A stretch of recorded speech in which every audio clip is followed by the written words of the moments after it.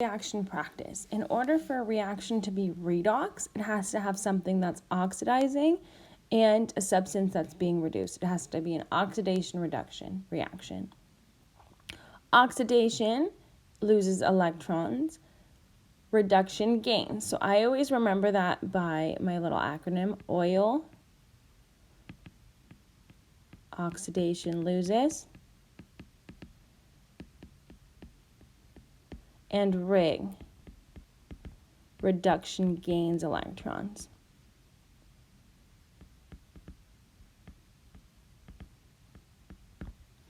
So in order to determine if something is losing or gaining electrons, a good idea is to assign oxidation states to every single element in an equation and then isolate to kind of see what's going on.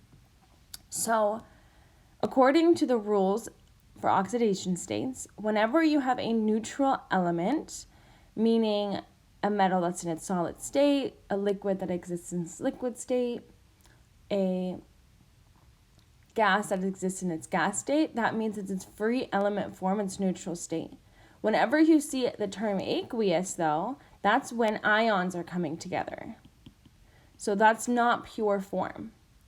So here, for example, we have chlorine gas. So this is chlorine the way that it exists. So the oxidation state is 0. Then we have potassium iodide.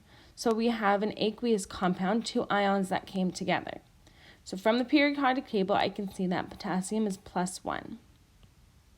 So iodide is going to be -1. When you have a compound that does not have a charge, like a polyatomic ion, where multiple elements are together but there's a charge, it equals 0. So if potassium is +1, iodide has to be -1. Now on the other side, we have potassium chloride. Same thing. We know potassium is +1. Therefore, chlorine has to also be -1. This is because they have to sum to 0 because it's a neutral compound. Now, iodine is now on the other side in its neutral state. Therefore, it's 0. As a little practice before determining what's oxidizing and reducing, you have a nonmetal and a compound, and the nonmetal kicked off the iodine to form potassium chloride. This is a single replacement reaction. When you have A and AB, where A will kick off the B to form with the C.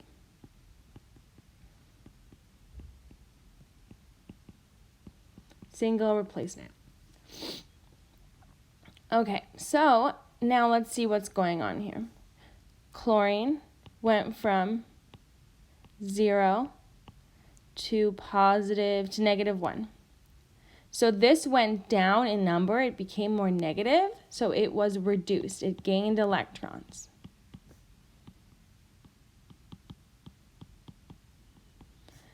Iodide, let's do potassium, went from +1, +1. No change. Then iodide went from -1 to 0. So it became more positive. So it lost. It is being oxidized. So this is a redox reaction. Chlorine was reduced and iodine was oxidized. Let's look at this other example over here. So here we have aluminum solid. Again, aluminum, that's how it exists in its natural state. Its oxidation state is 0. Now, tin has that 2+ charge, and it's aqueous. This is not its neutral form. This is its ionic form. So the oxidation state is its charge, +2. Then here, aluminum went to its ionized form, so it's a +3. And tin now became its neutral free form, solid. It is a 0. Aluminum went from 0 to +3.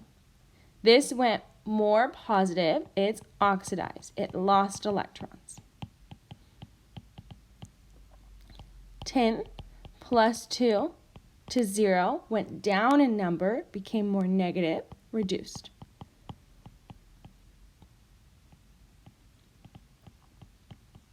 So this is also a redox reaction, and That's it, because there's no combination, decomposition, single, double replacement, or combustion. So this is just a redox reaction, where the equation above was single replacement and redox. So when determining whether something is being oxidized and reduced, assign its oxidation numbers. Neutral form, solid, liquid, gas, that's always going to be 0. Whenever you see that term aqueous, those are its ions, so it equals the charge of the ion.